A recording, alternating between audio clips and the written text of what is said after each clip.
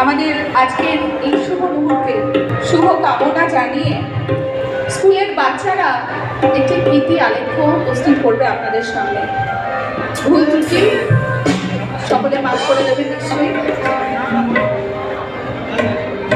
আজ এই শুভ মুহূর্তে উপস্থিত সকলকে প্রণাম জানিয়ে আমাদের আজকের নিবেদন ৭৫-এর শপথ। কত মানুষের প্রচেষ্টা ও বলিদানের মধ্যে দিয়ে আজ এই শুভ দিন এসেছে। আমরা আমাদের পূর্বসূরীদের কাছ থেকেই আজ আমাদের বিদ্যালয়ের ৭৫-এর উপহার পেলাম।